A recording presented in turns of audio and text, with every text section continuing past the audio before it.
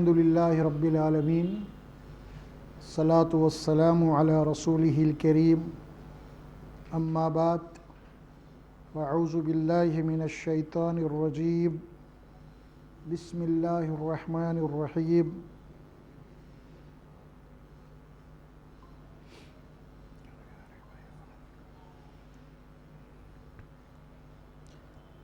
إنما المؤمنون إخوة فأصلحوا بين أخويكم واتقوا الله لعلكم ترحمون يا أيها الذين آمنوا لا يسخر قوم من قوم عسى أن يكونوا خيرا منهم ولا نساء من نساء عسى أن يكن خيرا منهن ولا تلمزوا أنفسكم ولا تنابزوا بالألقاب بئس الاسم الفسوق بعد الإيمان ومن لم يتب فأولئك هم الظالمون يا أيها الذين آمنوا اجتنبوا كثيرا من الظن إن بعض الظن إثم ولا تجسسوا ولا يغتب بعضكم بعضا أيحب أحدكم أن يأكل لحم أخيه ميتا فكرهتموه واتقوا الله إن الله تواب رحيم يا أيها الناس إنا خلقناكم من ذكر وأنثى وجعلناكم شعوبا وقبائل لتعارفوا إن أكرمكم عند الله أتقاكم إن الله عليم خبير صدق الله العظيم. قرآن مجید کا 23واں پارہ ہے، سورت نمبر 150 الحجرات، آیت نمبر 11، 12، 13 تلاوت کی گئی ہے۔ سورت الحجرات یہ مکی صورت ہے، 2 رکوعوں کے اوپر مشتمل ہے، مدنی صورت ہے، مدینہ منورہ میں اس کا نزول ہوا۔ قرآن مجید کے سورتوں کو 2 حصوں میں تقسیم کیا گیا ہے۔ نزول کے اعتبار سے اللہ کے رسول صلی اللہ علیہ وسلم جب تک مکے میں تھے اور جو آیات نازل ہوئیں، جو سورۃ نازل کی مکی صورتیں کہا جاتا ہے، آپ صلی اللہ علیہ وسلم ہجرت کرنے کے بعد جب مدینہ تشریف لائے اور وہاں پہ جو آیات جو صورت نازل ہوئی انہیں مدنی صورتیں کہا جاتا ہے۔ اس اعتبار سے مکی اور مدنی صورتوں کے مضامین میں کچھ فرق ہے۔ مدنی صورتوں میں عموماً زیادہ طور پہ اصلاح معاشرہ، شریعت، قوانین یہ بتائے گئے، اور مکی صورتوں میں زیادہ طور پہ آخرت، توحید، رسالت، اس کو زیادہ تفصیل سے بتایا گیا ہے۔ اس اعتبار سے جو آیات یہاں پہ تلاوت کی گئی ہے، اور مدنی صورتوں میں عموماً اللہ تبارک و تعالیٰ یا ایھا الذین آمنوا سے خطاب کرتے ہیں، اے ایمان والوں، اور عموماً مکی زندگی میں جو اللہ کا انداز تھا خطاب کرنے کا وہ یا ایھا الناس، اے انسانوں۔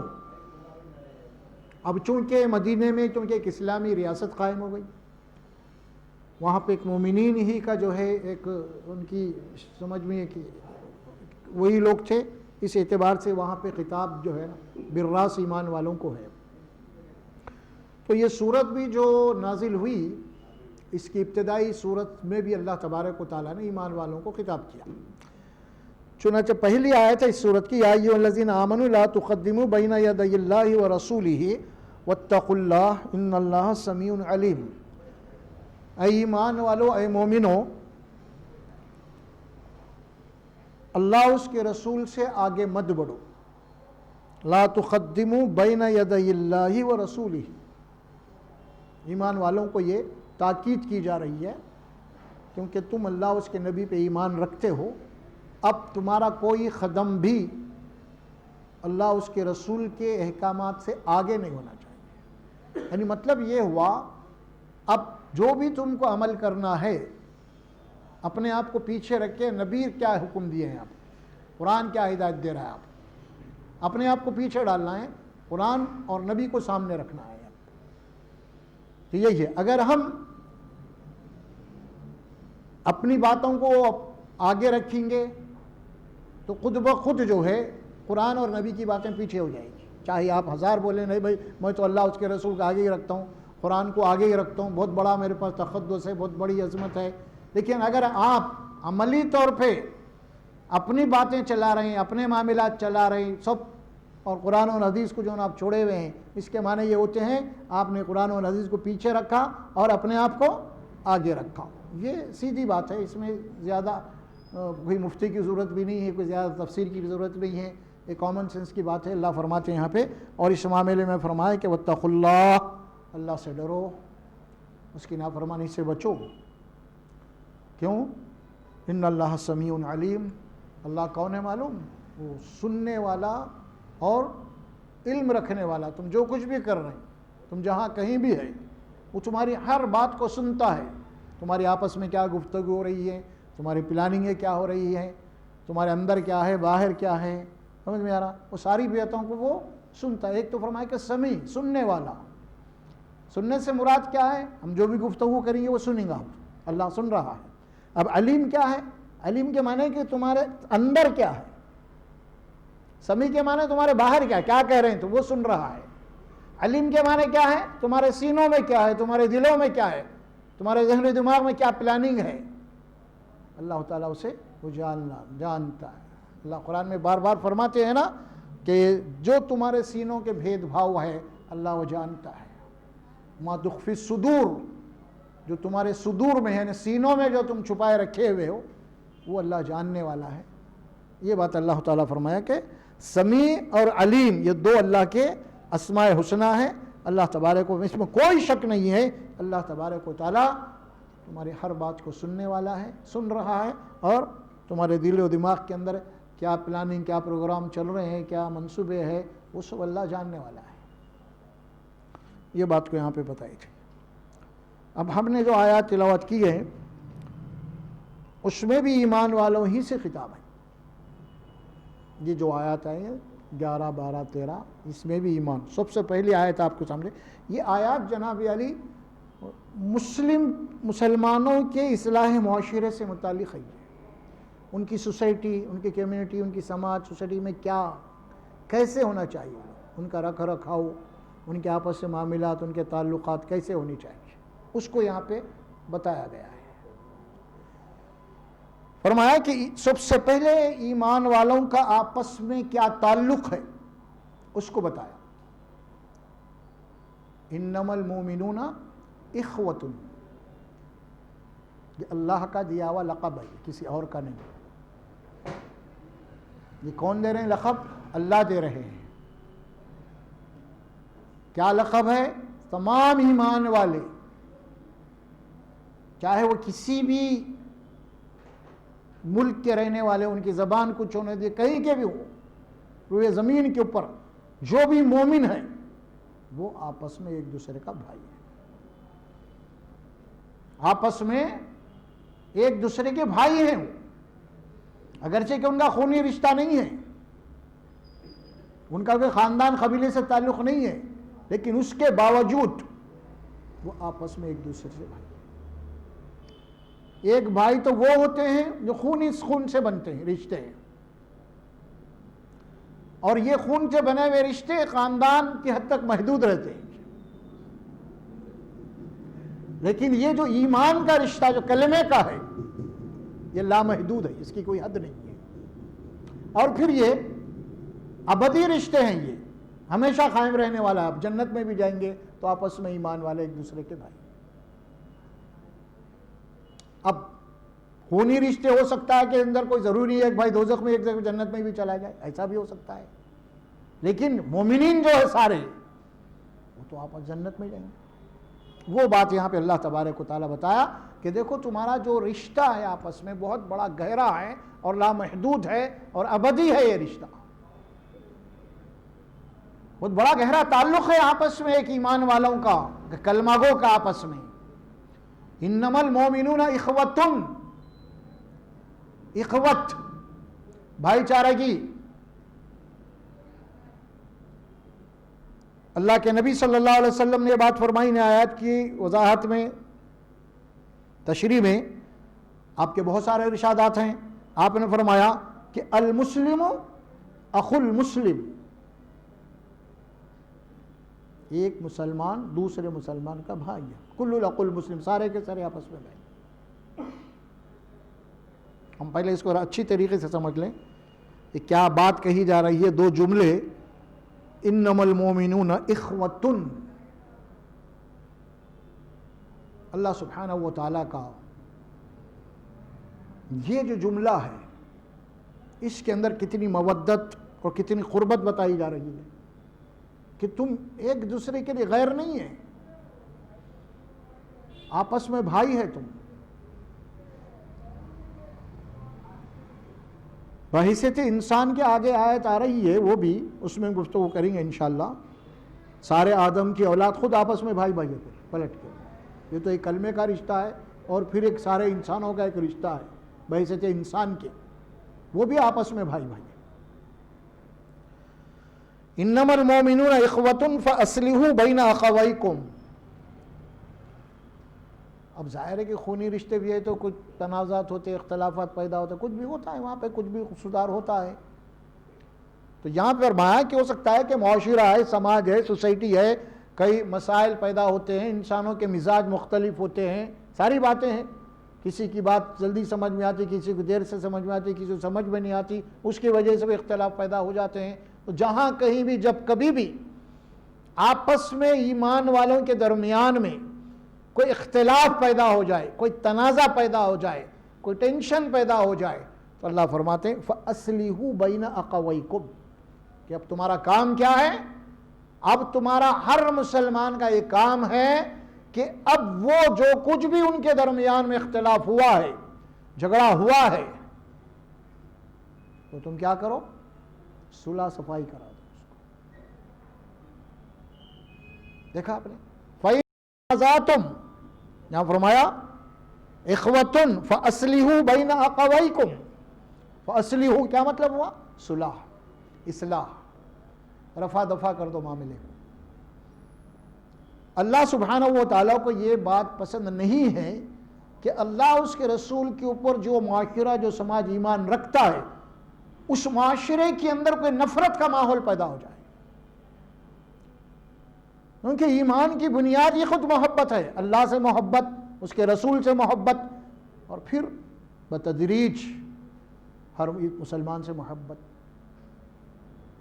تو اب ظاہر ہے کہ اللہ سبحانہ وتعالیٰ سے بات فرماتے ہیں اگر تم نے اس معاشرے میں اختلافات کو اگر ہوا دی تو پھر شیطان تو منتظر ہے کہ تمہارے اندر نفرت اور لڑائی جھگڑے پیدا کرنے کے لیے. لہذا شیطان کو موقع مت دیجیے. اللہ کا حکم یہی ہے انما المومنون اخوۃ فاصلحوا بین اخویکم. پھر اس کے بعد اللہ وارننگ کیا دے رہے ہیں؟ واتقوا اللہ، اللہ سے ڈرو. کیوں ڈرو؟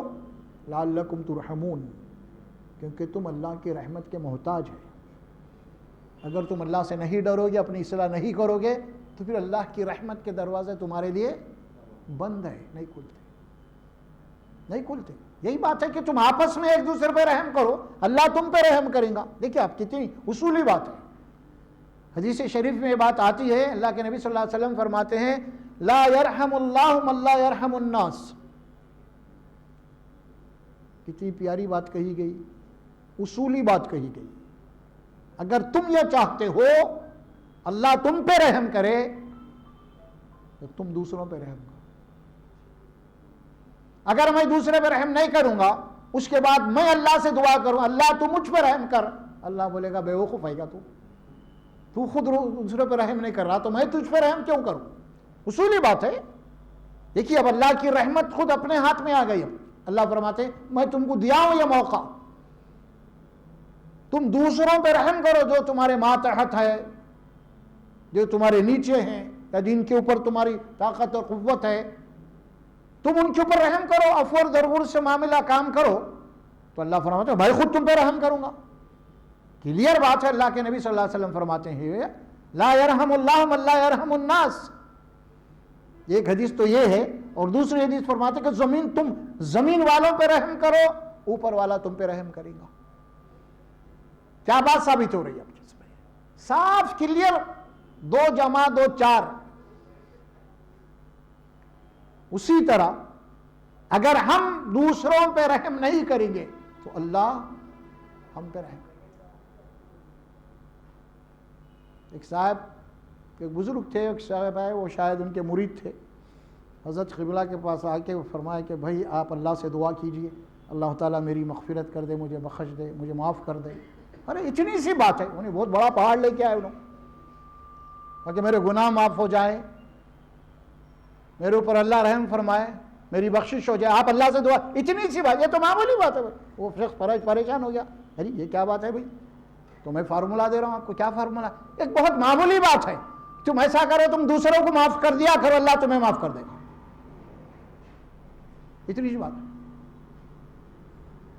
دیکھیے بات کیا ہے، کتنی ہے بات. اگر ہم سمجھ رہے ہیں، نہیں سمجھے تو آئے بھائی اللہ سے معافی مانگنے کے لیے آئے.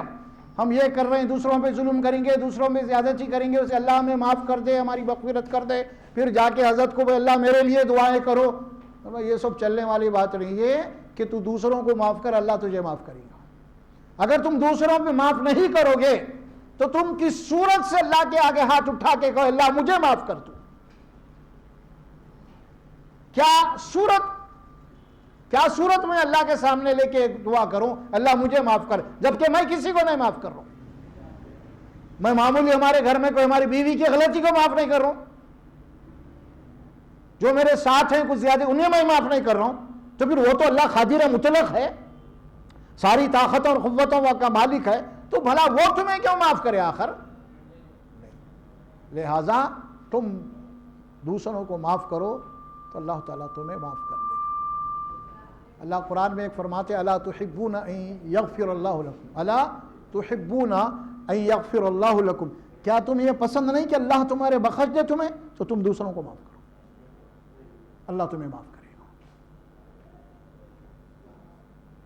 بڑی سیدھی سادی باتیں ہیں اسلام کی. اس کو ہم جناب علی وہ جھیر پھیر گھما پھرا یہ کر دیتے ہیں. ایسا نہیں ہوگا. انما المؤمنون اخوۃ فاصلحوا بین اخویکم واتقوا اللہ لعلکم ترحمون. اللہ کی رحمت اگر چاہتے ہیں تو معاشرے کے اندر رحمت کو بانٹو. تم ایمان والوں کا آپس میں جو تعلق پیدا کیا گیا، دیکھیے آپ مثال کے طور پہ آپ یہ سنتے ہوں گے آواز و بیانات کے اندر مسلمانوں کے جو حقوق بتائے گئے ہیں اس کے اندر کوئی 6 7 8 بہرحال احادیث میں مختلف باتیں ہیں. اس میں بات بتائی گی سب سے پہلا حق یہ ہے کہ تم جب اپنے بھائی سے ملو یا ملاقات ہو تو سب سے پہلے اس کو سلام کرو. سلام کیا ہے؟ یہ کوئی گڈ مارننگ نہیں ہے، گڈ ایوننگ نہیں ہے. یہ کیا ہے سلام؟ سلام کے معنی یہ ہے کہ آپ اپنے بھائی کے لیے، آپ جسے سلام کر رہے ہیں، اللہ سے آپ دعا گو ہیں اس کے لیے، اے اللہ میرے بھائی کو سلامت رکھ ہر مصیبت اور پریشانی سے. اس تصور کے تحت اگر آپ کا سلام ہے تو پھر وہ سلام ہے، وہ دعا ہے.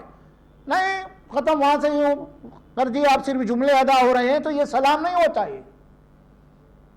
سلام کے معنی ہے بھائی آپ دیکھیں پلٹ کے آپ کو بھی پھر اس سے بہتر کی جواب آئے گا وعلیکم السلام ورحمۃ اللہ وبرکاتہ. پھر آپ کو اللہ کے نبی نے فرمایا جب آپ کا بھائی آپ کے لیے دعا کرے تو اللہ کے نبی فرماتے ہیں صلی اللہ علیہ وسلم آپ اس سے بہتر دعا کرو اپنے بھائی کے لیے. انہیں صرف سلام علیکم بولا لیکن آپ نے بدلے میں کیا کرو پلٹا کے ورحمۃ اللہ وبرکاتہ اور اضافہ کر دیا، کیونکہ اس کا اب احسان ہو گیا تمہارے اوپر، اس نے تم پہل کیا سلام کرنے کے اندر. اب تم اللہ سے دعا کرو اللہ میرے بھائی کو ہر قسم کے شر سے مصیبت سے تو سلامتی میں رکھ، اور رحمت اللہ اس کو رخ پر رحمت کے دروازے کھول دے اور اس کی زندگی کے اندر برکتیں دیتے رہے. تو دیکھیے خالی اگر سلام کو ہم سمجھ لیں تو ہماری زندگیوں کے اندر سے یہ نفرتیں ختم ہو جائیں. سلام کی میننگ کو سمجھ لیں کس تصور سے ہم سلام کر رہے ہیں. آپ کا میرا جھگڑا بھی چل رہا ہے, وہ بھی نہیں ہے, یہ بھی نہیں ہے, کبھی مل گئے تو جناب علی السلام علیکم بول رہا ہوں, جواب بھی نہیں تھا. پھر سامنے والا دکھ بھی گیا تو بعض لوگ دیکھتے ہیں, آپ اکثر میں دیکھا ہوں گا, سلام بھی کرے, انہیں جانے کے بعد گالیاں دیتے اس کو. ارے کیا بھائی, ابھی تو سلام آؤ یار, کرنا پڑتا, کیا کرتے, بدماش ہے تو بڑا ہے نا. حالانکہ سلام کرا بیچ, جیسا انہیں گیا تھوڑی دور جانے کے بعد گالیاں دے رہا اس کو. تو پھر یہ کون سا سلام تھا آپ کا جو آپ کرے پہلے؟ یہ منافق کا سلام تھا. منافق قطعی یہ نہیں چاہتا کہ سامنے والے کے اوپر اللہ کی رحمت ہو, تو یہ بھی نہیں چاہتا. سلام کو اگر سمجھ لیں, اللہ کے نبی صلی اللہ علیہ وسلم بڑی پیاری بات فرمائے اس سلسلے میں, وَخَيْرُهُمَا الَّذِي يَبْدَأُ بِالسَّلَامِ. یہ دو آدمی جب ملتے ہیں مومن بھائی آپس میں, تو اللہ کے نبی نے فرمایا ان میں بہتر وہ ہے جو سلام پہلے کرے. دونوں میں تو ہم تو انتظار کریں, انہیں پہلے کرنے دو بھائی, بعد میں کروں گا, انہیں پہلے کرنے دو. یہ مزاج بن گیا ہمارا, میں کیوں سلام کروں, انہیں کرنا. اور ہمارے پاس بھی ایک تصور ہو گیا ہے, اکثر آپ دیکھتے ہوں گے آج بھی وہ ماحول چل رہا, بھائی بڑوں کو سلام بولو, چھوٹوں کو پیار بولو. یہ کیا بات ہے بھائی؟ نہیں, کہاں سے آیا یہ؟ بڑوں کو, چھوٹوں کو, سب کو سلام. ہمارے پاس تو یہ باضابطہ آج بھی چل رہا گھروں کے اندر. کوئی بھی آتے ہو, جاتے ہو, رشتے ہوتے ہو, ان کو بولو, بڑوں کو سلام بولو, چھوٹوں کو پیار بولو. ارے بھائی کیا پیار کہاں سے لائے آپ؟ خط میں بھی لکھا ہے, بات ابھی بھی تو بتا رہا ہوں بھائی. تو یہ تصور ہی غلط ہے نا. سلام تو اللہ سے ایک براس دعا ہے, اپنے بھائی کے لیے, بندے اپنے بھائی کے لیے براس, آپ ایک تڑپ سے, ایک لگن سے اس کے لیے دعا کر رہے ہیں آپ. یہ سلام وہ ہے. بلکہ قرآن مجید میں ایک مومن کے اتنا بڑا مقام بتایا گیا ہے, شاید سورہ آل عمران کی آیت مبارکہ, اس میں فرماتے ہیں, مخاطب رسول اللہ صلی اللہ علیہ وسلم کی ذات مقدس ہے, وہاں پہ اللہ فرماتے ہیں, اذا جاءک الذین یؤمنون بآیاتنا فقل سلام علیکم کتب ربکم علی نفسہ الرحمہ. اے رسول صلی اللہ علیہ وسلم, میرے وہ بندے جو قرآن کے اوپر ایمان رکھتے, میری آیات کے اوپر, جب آپ کے دربار میں آئیں تو آپ انہیں سلام کیجیے, یعنی دعا کیجیے ان کے لیے, کیونکہ اللہ نے اپنے اوپر لازم کر لیا کہ میں ان کے اوپر رحم کروں. کتب ربکم علی نفسہ الرحمہ, اللہ نے لکھ لیا ہے اپنے اوپر, یعنی فرض کر لیا ہے کہ میں ایسے بندوں کے اوپر رحم کروں. یعنی کتنا بڑا مقام ہوا. اب جنت میں جانے کے بعد بھی آپ دیکھیں گے فرشتے آپ کو جنت میں داخل کر رہے ہیں, تو وہاں بھی وہی کر رہے ہیں, سلام علیکم طبتم, تم پہ سلامتی ہو, مبارک ہو, جاؤ جنت میں. تو سلام وہ چیز ہے.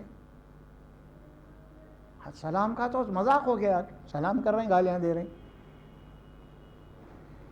اور اللہ کے نبی فرماتے جس نے سلام کرنے میں سبقت کی, پہل کی, آگے بڑھا, تو آپ فرماتے ہیں انہیں تکبر سے پاک ہے. انہیں تکبر سے پاک ہے. نہیں ٹھہرو, انہیں آ رہا دیکھ رہا نا ایسا. اسی لیے ہمارے پاس تربیت کیا کی گئی بھائی؟ تو اسی تربیت نفس کو توڑنے کے لیے, نفس کے غرور کو توڑنے کے لیے کیا بات فرمائی گئی؟ جو سواری پہ ہے اور جو پیدل ہے, اللہ کے نبی نے فرمایا جو سواری پہ ہے انہیں پیدل والے کو سلام کرنا. یہ توڑا, سواری کا غرور نہیں پیدا ہونا, میرے پاس سواری ہے, انہیں تو پیدل ہے. ہوتا نا نفس, میرے پاس تو 50 لاکھ کی گاڑی ہے, انہیں تو جناب علی کھٹارا پہ جا رہا. تو تکبر, اللہ کے نبی صلی اللہ علیہ وسلم فرماتے ہیں کہ تکبر کو توڑنے کے لیے, نفس کے غرور کو توڑنے کے لیے, جو پیدل جا رہا ہے, جو سواری پہ ہے, اس سوار جو ہے پیدل والے کو سب سلام کرنا. پہل تو پہلی بات ہے وہ تو, لیکن یہاں پہ جو بات کہی گئی ہے وہ نفس کو توڑنے کے لیے, غرور اور تکبر کو. واتقوا اللہ لعلکم ترحمون. آمن, ایمان والوں کو جو آپس میں رشتہ ہے اتنا قریبی, اللہ کے نبی صلی اللہ علیہ وسلم ایمان والوں کے متعلق جو بات فرمائی ہے آپس میں, خاص طور پہ کہ یہ ایک دوسرے کے غمخوار ہوتے ہیں. مومن جو ہوتا ہے ایک دوسرے کا غمخوار ہوتا ہے, ہمدرد ہوتا ہے. مسلمان کی علامت, مسلمان کی پہچان ہے یہ. وہ فسادی نہیں ہوتا. اللہ کے نبی صلی اللہ علیہ وسلم تو مومن جو ہوتا ہے وہ لان تان کرنے والا نہیں ہوتا. وہ گالی گلوچ کرنے والا نہیں ہوتا، وہ تکبر کرنے والا نہیں ہوتا۔ مومن جو ہوتا ہے معاشرے کے اندر اصلاح کرو، معاشرے کے اندر اپنی، یہ نہیں کہ خالی نمازاں پڑھ رہے ہیں، روزے رکھ رہے ہیں، حج پہ بھی جا کے رہے ہیں، کوئی اصلاح نہیں ہو رہی، اصلاح ہو رہی نہیں، پھر وہی جیسے کہ ویسے ہے۔ 5 وقتہ نماز بھی برابر ہے، جھک بھی رہے ہیں، سب ہو رہے ہیں، لیکن معاشرے میں، آپس میں، معاملات میں، تعلقات میں، پڑوسیوں کے ساتھ کیا رویہ ہے ہمارا؟ پھر بڑی بڑی واضح بیانیں ہم سن رہے ہیں، کرنے والے کر رہے ہیں، تو حاصل کیا ہے؟ کچھ بھی نہیں ہے۔ اس کا کوئی نتیجہ یہی نہیں نکلے تو وہاں کیا نکلیں گا آپ؟ ہاں، یہی نہیں نکل رہا۔ نماز تو کہیں بھی قبول ہوتی ہے آپ کی، گھر میں پڑھے تو نہیں ہوتی نماز، پھر مسجد کو کہیں بلائے آپ کو؟ مسجد کو کیوں بلائے؟ جماعت سے نماز کا ثواب زیادہ کیوں رکھا؟ کیا وجہ ہے؟ کیا ہے مسجد میں؟ اجتماعیت ہے، بھائی بھائی کو کھندا لگا کے ٹھہرنا ہے، اس کے مسائل کو سمجھنا ہے، ایک دوسرے سے واقف ہونا ہے۔ جس وجہ سے ہے وہ، یہ نہیں کہ خالی آپ نماز کو جا رہے ہیں، آپ 27 گنا زیادہ جماعت سے نہیں، جماعت کے جو مسائل ہیں، معاشرے کے جو مسائل ہیں مسجد میں، ان مسائل میں دلچسپی لینا، ان مسائل کو عملی طور پہ حل کرنا، وہ ہے 27 گنا درجہ۔ نہیں خالی آپ مسجد میں جائیں، نماز پڑھ لے گا، کون بھوکا ہے، کون کیا ہے، کدھر آیا، اس کے بعد کوئی تعلق ہی نہیں ہے آپ کا، نہ کچھ بھی نہیں، اٹک بیٹھک ہے۔ نماز تو یہی ہوتی، کندھے کو کندھا لگاؤ کے معنی کیا ہے؟ کیا مطلب ہوتا ہے کندھے کو کندھا لگانا؟ سوچئے آپ، یعنی آپ اس کا سپورٹر بن رہے ہیں، آپ ہے نا؟ کندھے کو کندھا لگانے تاکید کرتے امام صاحب، کندھے کو کندھا لگائیے، مطلب پریکٹس ہو رہی ہے آپ کی مسجد میں۔ یعنی اب مسجد میں جانے کے بعد معاشرے کے اندر آپ کو ایک دوسرے کے سپورٹر بننا ہے، آپ کو ایک دوسرے کی مدد کرنا ہے، آپ کو یہی بات کہی گئی نا، المسلم قل مسلم بول کے، تم مسلمان کا بھائی ہے، مسلمان کا بھائی ہے، اس کو بے یار و مددگار نہیں چھوڑتا، اللہ کے نبی فرماتے ہیں، اور نہ اس کی توہین کرتا، نہ اس کی تذلیل کرتا ہے، اس کو حقیر نہیں جانتا۔ یہ مسلمان کی پہچان ہے، یہ انما المؤمنون اخوۃ، اخوت قرآن میں اللہ کا دیا ہوا لقب ہے۔ اگر ان کے تقاضوں کو ہم پورا نہیں کر رہے ہیں تو کس کے نافرمان ہیں ہم؟ اللہ کے نافرمان ہیں۔ اگر میں اس موقف میں ہوں کہ آپ پریشان ہیں اور میں آپ کے کام نہیں آ رہا، تو میں آپ کا گنہگار نہیں ہوں، اللہ کا گنہگار ہوں، کیونکہ اللہ کے حکم کو توڑ رہا ہوں میں۔ ہم سمجھ رہے ہیں جان دو کچھ، میرے کیا تعلق ہے؟ نہیں، یہاں تو دونوں کے درمیان میں اللہ ہے، اللہ ہے دونوں کے درمیان۔ آپ کیونکہ اب یہ بات بھی ہے کہ آپ میری ہیلپ کر سکتے ہیں نہیں کر سکتے، اللہ جاننے والا ہے، لیکن اگر آپ واقعی میں آپ کر سکتے ہیں نہیں کر رہے ہیں تو آپ اللہ کے مجرم ہیں۔ آپ مجھے دھوکہ دے سکتے ہیں کہ میں خود پریشان ہوں بھائی بول کے، آپ لیکن اللہ کو دھوکہ نہیں دے سکتے، اللہ نے نوازا ہے آپ کو۔ اگر نہیں کر رہے ہیں آپ مدد اپنے رشتہ داروں کے، نہیں کر رہے ہیں پڑوسیوں کے، نہیں کر رہے ہیں، میں خود پریشان ہوں بول رہے ہیں، تو ٹھیک ہے آپ مجھے بتا سکتے ہیں، لیکن اللہ کو نہیں گھما سکتے آپ۔ انما المؤمنون اخوۃ، یہ نہیں کہ قرآن کی آیتیں مسجد پڑھ لیا بس ثواب مل گیا، نہیں، غور و فکر کیجئے کیا بات کہی جا رہی ہے، کیسی اصلاح کی کر رہا ہے قرآن۔ اسی لیے کہا قرآن نے کہ شفاء لما فی الصدور، یہ قرآن جو ہے تمہارے سینوں میں جو بیماریاں اس کو نکال کے باہر ڈال دیتا ہے، جو تمہارے اندر نفرتیں ہیں اس کو نکالتا ہے، تمہارے اندر جو دوریے ہیں، قدرتیں ہیں، حسد ہے، اس کو نکالتا ہے، اس کی شفا قرآن ہے۔ یہ ساری چیزیں پھر قرآن بھی پڑھی جا رہی ہے، پھر کیا حاصل کیے رہے بھائی آپ؟ حاصل کیا ہوا؟ آج معاشرے میں آپ غور کیجئے، آپ تجربے کی بات میں آپ کو بتا رہا ہوں، آپ کو بھی تجربہ ہوگا اور میری بات سے آپ اتفاق کریں گے 100%، وہ یہ ہے، اگر آپ پریشان ہو گئے، اتنا بڑا آپ کا دوست احباب کا حلقہ ہے، اتنے بڑے رشتہ دار ہے، پریشانی کے وقت آپ اپنے آپ کو اکیلا محسوس کریں گے۔ ارے بھائی اتنا بڑا سرکل تھا میرے، اتنے بڑے دوست ہیں، اتنا بڑا خاندان ہے، لیکن جب آپ پریشان مصیبت میں آ گئے، اس وقت آپ اپنے آپ کو محسوس کریں کہ میں اکیلا ہی ہوں. تجربہ ہوا ہوں گا. رات دن اٹھنے بیٹھنے والے بھی پھر اس کے اندر اللہ ماشاءاللہ. تصور کیا ہو رہا پھر؟ اور کیجئے قرآن کیا بات کہہ رہا ہے. اللہ کے نبی صلی اللہ علیہ وسلم بڑی پیاری بات فرماتے ہیں. جس نے کسی مسلمان کو اس کے مصیبت میں کام آ کے اس کی تکلیف کو دور کیا، تو اس کے بعد کیا جملہ ہے رسول کا معلوم؟ اس نے اس مسلمان کو خوش کرا. جس نے اس مسلمان کو خوش کیا اس نے مجھ کو خوش کر دیا، اور جس نے مجھ کو خوش کیا اس نے اللہ کو خوش کر دیا، اور جس نے اللہ کو خوش کر دیا اللہ اس کو جنت میں داخل کر دے گا، خوش کر دے گا. ارے بھائی کیا باتیں آ رہی ہیں، کیسے جملے آ رہے ہیں؟ اب یہ سب میں کسی مسلمان کے بھی کام میں نہیں آؤں گا، کس کے بھی، پھر اس کے بعد میں جنت میں. ارے کہاں ہے بھائی یہ؟ اللہ کے نبی کیا تفصیل دے رہے ہیں یہاں پہ؟ مصیبت کو دور کر کے اس کو خوش کرا تو نبی کو خوش کیا، نبی اللہ کو خوش، اللہ کو خوش، اللہ اس کو جنت میں داخل کیا. اب کسی ایک کام ہی نہیں آ رہے ہیں. معاشرے کے اندر، سماج، سوسائٹی کے اندر الٹا کام خراب کر رہے ہیں. ہم تو بگاڑ پیدا کر رہے ہیں الٹا معاشرے میں، نفرتیں پیدا کر رہی ہیں. وہی بات آگے آ رہی ہے معاشرے کے اندر. مومن، ایک حدیث شریف ہے جس میں اللہ کے نبی فرماتے ہیں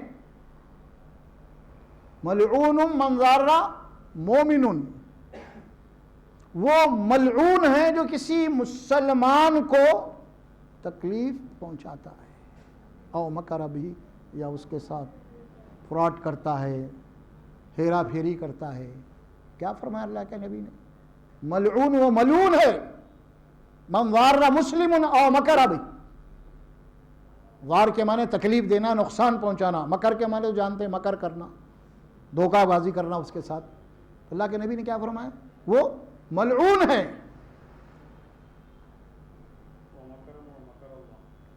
پھر اس کے بعد ایک دوسری حدیث میں آتی ہے بات، سباب المسلم فسوق وقتالہ کفر.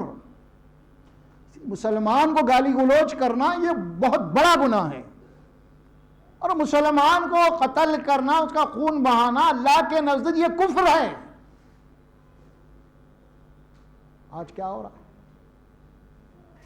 مسلمانوں کی جمع غفیریت کیا کر رہی ہے؟ آج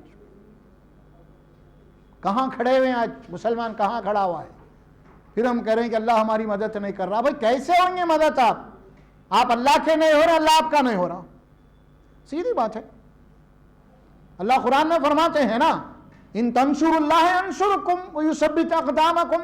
اگر تم اللہ کے دین کی مدد کرو گے، دین پہ قائم ہو جاؤ گے تو اللہ تمہاری مدد کرے گا. یہ تو قرآن کہہ رہا، اور تاریخ بھی ہماری گواہ ہے پوری. کیا بھائی؟ جنہوں نے اللہ کے دین کے لیے اٹھا تو بڑی بڑی طاقتیں ان کے قدموں میں آ گئی. یہ کوئی چھپی ہوئی بات نہیں ہے، تاریخ گواہ ہے پوری. جب مسلمانوں نے اللہ کے دین کو چھوڑ دیا مجموعی طور پہ، خالی صرف یہ سمجھ لیے کہ کچھ نمازیں پڑھ لو یا عمرہ کر لے کہ آ جاؤ، اگر یہی دین سمجھ رہے ہیں تو پھر یہ دین نہیں ہوتا. غلط فہمی کا شکار ہے، شیطان دھوکہ ڈال دیا. آگے چل کے کیا بات آ رہی ہے؟ ایک اور ایک حدیث آتی ہے اس میں. اللہ کے نبی نے فرمایا کہ آؤ میں تمہیں بتاؤں ایک بہت بڑی نیکی کیا ہے. جو نماز و روزہ، حج و زکوٰۃ سے زیادہ افضل ہے. جو نماز و روزہ سے بھی زیادہ افضل ہے. بتاؤں میں تمہیں؟ صحابہ نے یا رسول اللہ. آپ نے فرمایا دو مسلمان بچھڑ چکے ہیں، ان کو صلح کر کے ان کو ملا دو. یہ نماز اور روزے سے زیادہ افضل عمل ہے. معاشرے کے اندر اللہ اس بات کو پسند نہیں کرتے. یہ بات پسند نہیں ہے کہ مسلمانوں کے معاشرے میں کوئی نفرت کا ماحول ہو، کیونکہ ایمان کی بنیادی خود محبت پہ رکھی گئی ہے.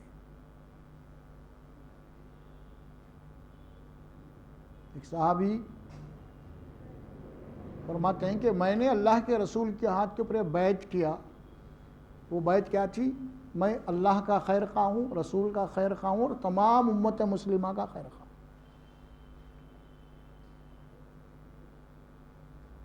آپ دیکھیں مسلمان کا بہت بڑا مرتبہ اور مقام ہے.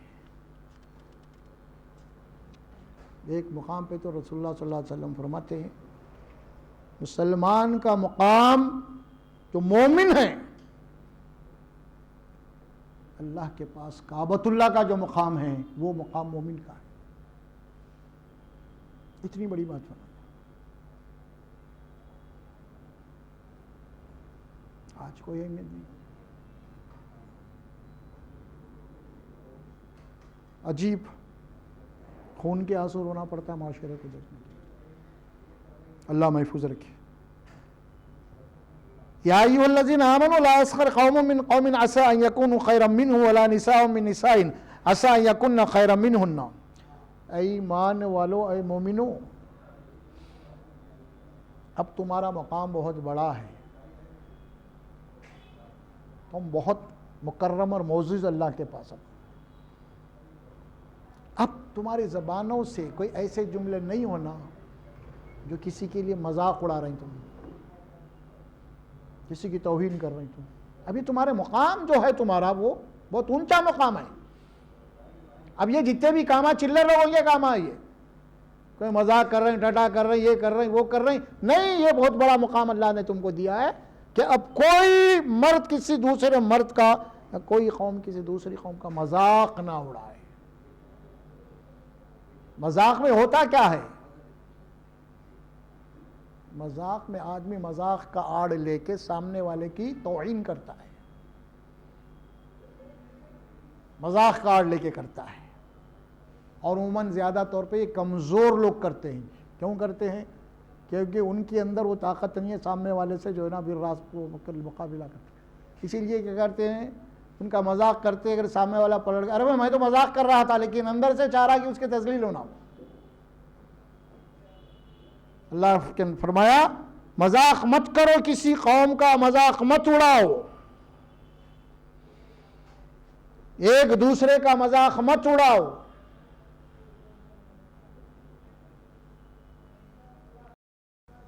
کیا بھائی ہمارے لیڈروں کے تقریروں میں کیا ہوتا؟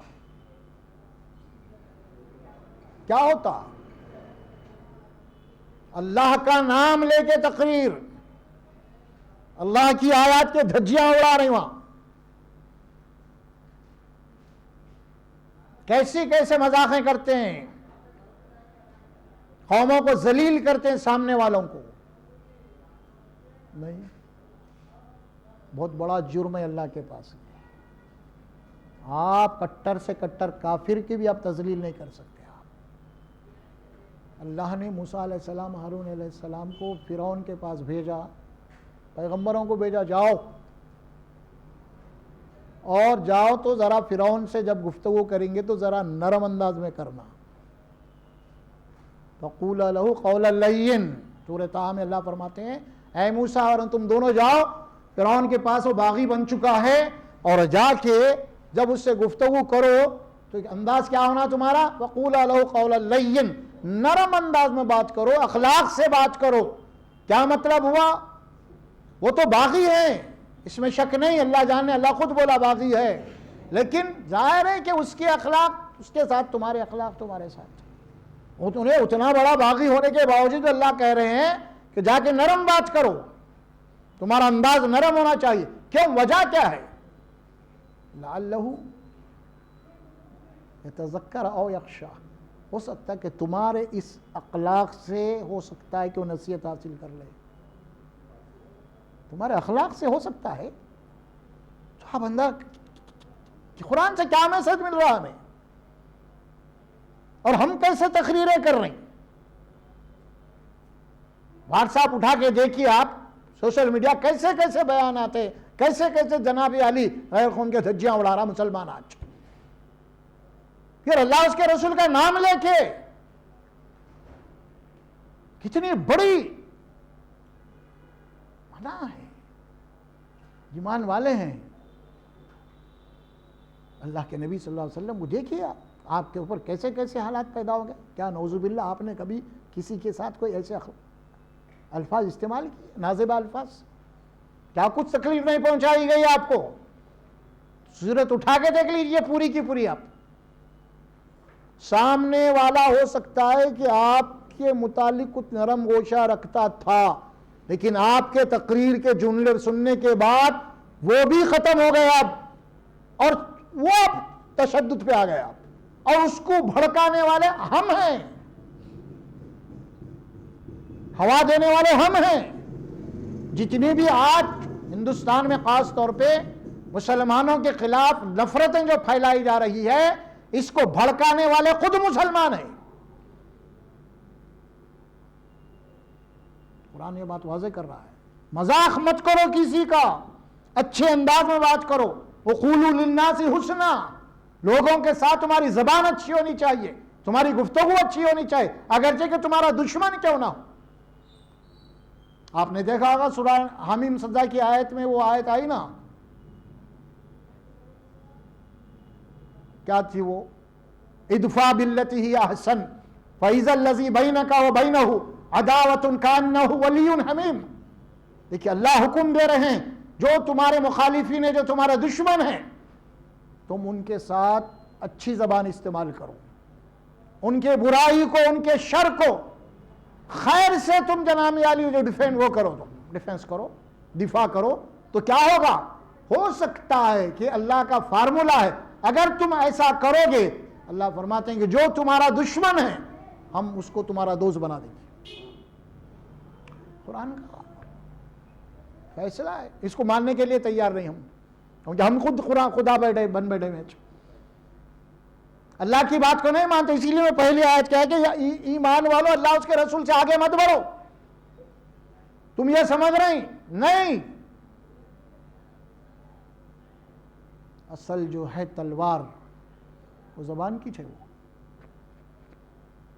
زبان اسی لیے بار بار کہا قولوا, اللہ کے نبی صلی اللہ علیہ وسلم نے فرمایا کہ سب سے زیادہ دوزخ میں لے جانے والی کون سی چیز؟ اللہ کے نبی نے فرمایا یہ زبان ہے. یہ سب سے زیادہ جنت میں لے جانے والی کون سی چیز ہے؟ آپ نے فرمایا اللہ کا ڈر اور حسن اخلاق, اس کے اخلاق اور کردار. اصل تربیت یہ تمام عبادات جو فرض کی گئی ہے, نماز و روزہ حج ہو, وہ سب تقوی کے لیے. تقوی کے معنی تربیت کے لیے, ہماری تربیت ہونا ہے. تربیت ہی نہیں ہو رہی, نماز پڑھ پڑھ کے گھٹے آ گئے, کالے ہو گئے, لیکن کوئی تربیت نہیں ہے. وہی بد زبانی ہے, وہی بد کلامی ہے, سمجھ میں آ رہا, وہی گھمنڈ ہے, وہی تکبر ہے.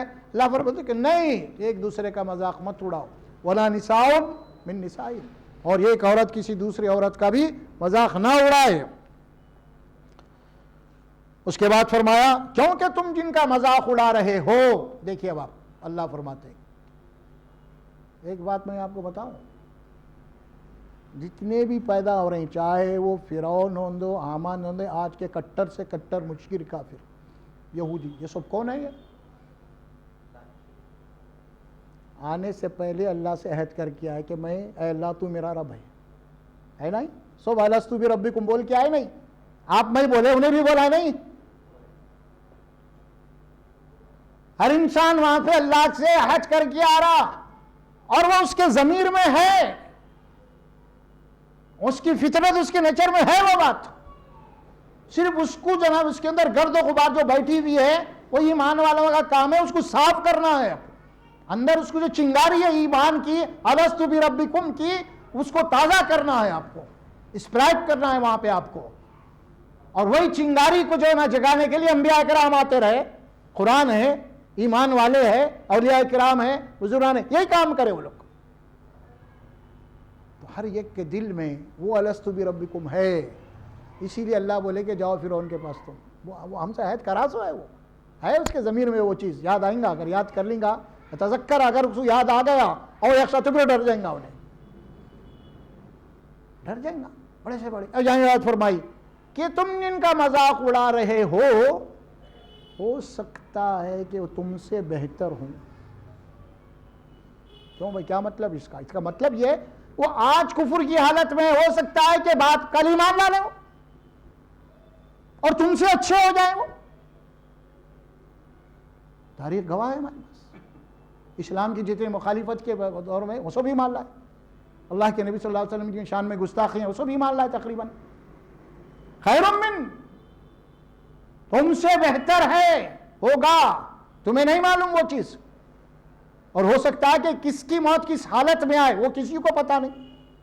بہت بڑے ملا، بہت بڑے مولوی، ہو سکتا ہے کہ ہماری موت کا آخر حشر کیا ہونے والا ہے اور اس کافر کہہ رہے ہیں ہو سکتا ہے اس کی موت کا کن حال کیسے ہوگی یہ ہم نہیں جانتے. ہو سکتا ہے کہ وہ ایمان پہ مرے، انہیں کسی کو پتا بھی نہ ہو. ہاں، ہو سکتا ہے کہ جتنے نام کے مسلمان ہیں ان کی موت بغیر کلمے کے آ جائے، ہو سکتا ہے. کسی کو نہیں پتا نہیں. یہی بات اللہ فرماتے ہیں تم جن کا مذاق اڑا رہے ہو سکتا ہے کہ تم سے بہتر ہو. لہذا اللہ جاننے والا، تم کسی کا مذاق مت اڑاؤ، کسی کی تذلیل مت کرو، کسی کی تحقیر مت کرو، اور اپنی زبان کو سنبھال کے رکھو. اخلاق سے جو ہے نا ہر ایک کے ساتھ گفتگو کرو فرمایا، چاہے عورت ہو چاہے مرد ہو. وَلَا تَلْمِزُوا أَنفُسَكُمْ وَلَا تَنَابَزُوا بِالْأَلْقَابِ. یہاں بات فرمائی پر اللہ تبارک و تعالیٰ نے، دیکھو کسی کے اوپر عیب مت لگاؤ، کسی کے کیڑے مت نکالو، لوگوں کی اس کے ویک پوائنٹس کو جناب یاری چنتے مت بیٹھو، اس کی کمزوریوں کو. ایک بزرگ ہے، ان کے قول ہے، فرمایا اگر سامنے والے کے پاس 10 برائیاں ہیں اس میں ایک اچھائی ہے تو ایمان والے کو چاہے ایک اچھائی کی طرف نظر رکھنا، 9 کو نہیں رکھنا سامنے والے. اگر میرے پاس 10 میں سے 9 اچھائیاں ہیں، ایک برائی ہے، تو مجھے ایک برائی پہ نظر رکھنا ہے اور سامنے والے کی ایک اچھائی پہ نظر رکھنا ہے. یہ ہے اصلاح کا طریقہ. کسی کے عیب مت نکالو، تانے مت مارو. وَلَا تَلْمِزُوا أَنفُسَكُمْ. یہ تانے مارنا وَيْلٌ لِكُلِّ هُمَزَةٍ لُمَزَةٍ ہم پڑھے ہوں 6ویں پارے میں. تباہی اور بربادی ہے جو لوگوں کو پیٹ کے پیچھے تانے مارتے ہیں اور ان کے عیب نکالتے ہیں. یہ بہت بڑی معاشرے کے اندر بہت بڑا بگاڑ ہمارے پاس ہے آج. چھوٹا بڑا سب ہے، جاہلوں میں عالموں میں سب میں ہے یہ بات. ایک عالم دوسرے عالم کی کمزوریاں نکالتے رہتا.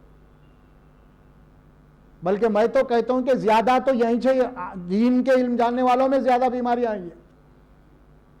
ایک وکیل دوسرے وکیل کے کمزوریاں نہیں نکالتا زیادہ، ایک ڈاکٹر دوسرے ڈاکٹر کے کمزوریاں نہیں نکالتا، تعریف ہی کرتا. ایک ڈاکٹر کو بیماری نہیں پہچانے جا رہی تو انہیں دوسرے ڈاکٹر کو ریفر کر دیتا، وہاں جاؤ بھائی بول کے. لیکن آپ ایک مولانا کے پاس جائیں گے تو انہیں کبھی بھی دوسرے مولانا کے پاس نہیں بیچتے، بھائی میری سمجھ میں نہیں آ رہا وہاں جاؤ بول کے کبھی بھی نہیں بیچتے، کیونکہ میرا گراہک ہاتھ سے نکل جا رہا بولتے ہوں. میں بتا رہا ہوں آپ کو، یہ ان پریکٹیکل جو ہے، کیوں دین کے ٹھیکیدار بن کے بیٹھے ہوئے ہم. کسی کو جو آ گیا تو پھر وہ آ گیا، پھر گیا تو کیسا، مشکل سے آیا ہے اور ایسا بھی چلا گیا تو پھر کیسا. لہٰذا یہ سارے معاملے کیا ہو گئے، آدمی دین کی خدا کے آڑ میں اپنی خدائی چلا رہا ہے، خدا کے آڑ میں اپنی خدائی چلا رہا ہے خدا کے نام پہ. کسی کے عیب مت نکالو، کسی کے کمزوریوں کو مت ٹٹولو، ویک پوائنٹ تلاش مت کرو، اچھائیاں دیکھو. کیا ہوگا اچھائیاں دیکھے تو دوستی بڑھیں گی، قربت بڑھیں گی دونوں کے اندر، ہے نا. برائیاں دیکھے تو اور دوریاں پیدا ہو جائیں گی، نفرت پیدا ہو جاتی ہے. جب دیکھیں یہی کہ رہے بھائی لوگوں کے پیچھے پڑا ہوا رہتا ہے. یہ فطرت کے خلاف ہے، نیچر کے خلاف ہے. فرمایا وَلَا تَنَازَعُوا بِالْأَلْقَابِ، اور لوگوں کو برے ناموں سے مت پکارو، القاب مت دیو. دیکھیے آپ منع ہے، ان کے جو بھی گھر والے ان کا نام رکھے وہی نام سے پکارو. تم اپنا ایک نام مت رکھو. معاشرے کے اندر یہ ہوتا ہے، انسان کی توہین ہے، وہ اس کے سامنے اس کو ایک نام سے پکارتے، انہیں پلٹ کے جانے کے بعد وہ ایک نام سے پکارتے اس کو. یہ بہت بڑی بیماری ہے، یہ نفرت کا ماحول پیدا کرتی ہے. اچھے خاصے معاشرے کو جلا دینے کا کام کر، چنگاریاں ہیں سارے اور جماعوں کے بھڑک جاتی ہیں. مذاقوں میں آپ نے دیکھا ہوگا کہ قتل بھی ہو جاتے ہیں ہوٹلوں میں، پان کے ڈبوں پہ ابھی اچھی خاصی دوستی تھی، اچھی خاصی گفتگو ہو رہی تھی کہ تھوڑی دیر کے بعد پولیس آ گئی، ارے کیا ہوا؟ مذاق میں لڑائی ہو گئی بھائی، ابھی تھوڑی دیر اچھے تھے۔ دیکھیے آپ اللہ سبحانہ و تعالیٰ کیسی تربیت فرما رہے ہیں ہماری۔ وَمَن لَّمْ يَتُبْ، اس کے بعد فرمایا بِئْسَ الْاسْمُ الْفُسُوقُ بَعْدَ الْإِيمَانِ، یہ بڑی پوائنٹ کی بات ہے۔ بِئْسَ الْاسْمُ الْفُسُوقُ بَعْدَ الْإِيمَانِ، ایمان والے ہیں نا تم، ایمان کے بعد اگر تم اپنے آپ کو مومن تصور کر رہے ہیں، مومن سمجھ رہے ہیں، تو پھر ایمان کے بعد اب برائی کے اندر تمہارا نام آنا خود بہت بری بات ہے۔ کیا فرمایا؟ بئس الاسم الفسوق بعد الایمان، ایمان کے بعد اب تمہارا نام برائی میں آ رہا، تو یہ بہت بڑی بری بات ہے۔ کیا لفظ آ رہا؟ ایمان کے بعد، بعد الایمان، ایمان سے پہلے نہیں۔ اگر ایمان والے نہیں ہیں آپ تو کچھ بھی چل جاتا، پھر بارہ خون معاف ہے، اس کو چھوڑ دو آپ۔ لیکن ایمان لا لیے آپ، مومن بن گئے آپ، عہد کر لیے آپ، تو پھر اللہ فرماتے ہیں کہ اللہ اس کے رسول کو ماننے والا مومن یہ نہیں ہو۔ کیوں؟ اس کیا ہوتا ہے؟ ہوتا ہے کہ انڈائریکٹلی اللہ اس کے رسول کے اوپر ریمارک آتا۔ دیکھیے مجموعی طور پہ قوموں نے کیسا اسلام ہے بھائی ان کا بولتے، حالانکہ اسلام پڑھے نہیں، انہیں مسلمانوں کو دیکھ رہے تھے، تو ہوا کیا؟ اب ہماری وجہ سے اسلام پہ ریمارک آ رہا، ہماری حرکتوں کی وجہ سے اسلام کو دہشت گرد بولا جا رہا، حالانکہ اسلام تو امن اور پیسفل بات کرتا ہمیشہ، لیکن ہماری جو حرکتیں ہیں پوچھو آپ اس کی وجہ سے، تو ظاہر ہے کہ اگر میں مومن ہوں اور مومن میں ایمان والا ہوں، ایمان رکھتے ہوئے اگر کوئی برائی میں پکڑا گیا، چوری میں پکڑا گیا، شراب پیتا ہوا پکڑا گیا، تو نام کیا آئیں گا اخبار میں؟ محمد یوسف، میرا ہی نام آئیں گا، ساتھ میں محمد لگا ہوا ہے صلی اللہ علیہ وسلم۔ کہاں جا رہی، کہاں سے کہاں چلی جا رہی بات؟ کبھی غور کیے؟ اسی لیے فرمایا ہے اے ایمان والو، تم لوگوں کو دین میں رکاوٹ کا ذریعہ مت بنو۔ جو دوسری قومیں دین میں آنا چاہتی ہیں، تم رکاوٹ مت بنو، کیونکہ وہ تم کو دیکھتے ہیں پہلے، اس کے بعد آتے۔ کوئی کتاب پڑھ کے نہیں دیکھتا، مسلمانوں کو پہلے دیکھتا ہے۔ اسی لیے تم گواہ ہے اسلام کے، شہداء علی الناس ہے تم، اشہد ان، تمہارا کلمہ گواہ کا ہے تمہارا۔ یہ بات بتائیے۔ اس کے بعد کیا فرمایا؟ ٹھیک ہے یہ سب باتیں ہو چکے، یہ سب بیماریاں برائیاں آپ کے پاس ہے، دیکھیے اللہ رحمان اور رحیم ہے، غفور ہے، کیا چانس دے رہا اللہ اب اس کے بعد۔ ہو گیا تو ٹھیک ہے، وَمَن لَّمْ يَتُبْ فَأُولَٰئِكَ هُمُ الظَّالِمُونَ، اگر تم اس کے بعد توبہ کر کے اگر تم درست نہیں ہوئے اپنے آپ کو تو تم ظالم ہے۔ ٹھیک ہے یہ سب ہوا، جو بھی اللہ بولا غلط ہے ہوئے، سب ہوئے، اللہ چانس دے رہے ہیں۔ کیا دے رہے ہیں؟ وَمَن لَّمْ يَتُبْ فَأُولَٰئِكَ هُمُ الظَّالِمُونَ، جو کوئی بھی اب توبہ کر کے نہیں پلٹیں گا میری طرف اب، تو کون ہے وہ ظالم ہے۔ آپ دیکھیے اب ظالم کون بنا ظالم؟ اللہ بول رہے تم خود ظالم ہے، کوئی غیر نہیں ہے۔ اب کوئی مصیبت آئی، کوئی عذاب آیا تو یہ ظلم تمہارا ہے، اسی وجہ سے آیا، کوئی دوسرا نہیں ہے۔ یہ میں بات بتاؤں گا امت مسلمہ کے عروج و زوال میں کبھی بات آئیں گی تو یاد رکھیے، مسلمانوں کا زوال یا عذاب اس کے دو ہی وجوہات ہیں۔ ایک تو خود اپنے اعمال سے اپنی بربادی، اللہ کی نافرمانی سے ایک زوال ہے، یہ بات آ رہی ہے۔ دوسرا زوال آپسی فرقہ بندی، اختلاف، آپس میں فرقہ بندی اختلاف۔ مسلمانوں کی اب تاریخ پڑھیں گے، جو لوگ بھی کچھ تاریخ پڑھے ہیں، مسلمانوں کو کوئی قوم نہیں تباہ کری، مسلمان خود اپنے اعمال سے اور اپنے فرقہ بندیوں سے تباہ ہوتے۔ تاریخ پڑھ لیجیے پوری اٹھا کے، کون کس کو قتل کرا، کون کس کا تختہ پلٹے، اٹھا کے دیکھ لو، مسلمانوں میں کتنے فرقے بن گئے، باپ بیٹے کو جیل میں قید کر دیا، بھائی بھائی کو قتل کر دیا، پوری بادشاہوں کی تاریخ دیکھ لو آپ، کیا ہے پڑھو آپ، مسلمانوں کو قتل کیا۔ 800 سال تک جو مسلمان جنگ لڑتے کوئی غیر قوم سے نہیں لڑے، آپس میں لڑ کے ٹکڑے کرنے کے سب آپس میں ہیں، سب قتل خون فلاں فلاں فلاں فلاں کیا کیا ہے سب۔ وقت واحد میں کئی بھائیوں کو قتل کر رہے، انہیں بھائی اس کی سازش چل رہی ہے، بڑا بھائی بیٹا اس کو کیسا ہٹانا، چچیرا بھائی بیٹا اس کو کیسا ہٹانا، قتل سازشیں۔ ظاہر ہے کہ ایک کو قتل کرے تو لاکھوں قتل ہوں گے، اب تختہ پلٹ رہا۔ تو اس کوئی غیر قوم کے اندر مجال نہیں تھی، یہ صرف مسلمان آپس میں تفرقوں میں بٹ کے، اور آج بھی وہی حال ہے، آج بھی آج بھی ہم کچھ کم 52-54 ملک ہے، آج بھی ایک دوسرے کے بٹے ہوئے ہیں سب خلاف، کسی کی بھی پوروں کی کوئی ایک پالیسی نہیں ہے ہماری، یہی وجہ اور کچھ بھی نہیں، ورنہ کسی کے پاس کوئی معنی ہی نہیں امت مسلمہ کو تباہ کر سکے۔ یہ دو چیزیں، ایک تو مسلمانوں کے اپنے اعمال کا جو زوال ہے اس کی سزا ہوگی، یا پھر آپس کے اختلاف، دو ہی وجوہات ہیں۔ قرآن گواہی دیا اس کی، تاریخ بھی گواہ ہے۔ وَمَن لَّمْ يَتُبْ فَأُولَٰئِکَ هُمُ الظَّالِمُونَ، اور جو کوئی بھی توبہ نہیں کرے گا ان اعمال سے جو اوپر بتائے گئے ہیں، تو پھر وہ کون ہے؟ وہ ظالم ہے، وہ ظالم ہے۔ وہ یہاں منافق مشرک کافر کا مخاطب نہیں ہے، مومن ہے، مومن کو یہ بات کہی جا رہی ہے۔ تو بہرحال معاملہ بڑا گمبھیر ہے، سوچئے دنیا کی زندگی بہت کم ہے، تھوڑی ہے، کب سانس اکھڑنے والی نہیں ہے، ہم اپنی اصلاح کر لینا لازمی ہے۔ آخرت کی اگر ہم چاہتے ہیں، دنیا تو ہماری گزر ہی چھوڑ دی، ایک قوموں کا عروج و زوال ہے، اور دوسرا خود ہمارا اپنا انفرادی معاملہ ہے، اور انفرادی معاملہ، نجات کا معاملہ انفرادی ہے، وہ جماعت سے اس کا تعلق نہیں ہے، انفرادی آخرت کا معاملہ۔ اگر کوئی جماعت اچھی ہے، اگر میں جماعت میں جڑا ہوا ہوں، داخل ہو جاؤں اور میں برا ہوں تو میری نجات ہونے والی نہیں ہے،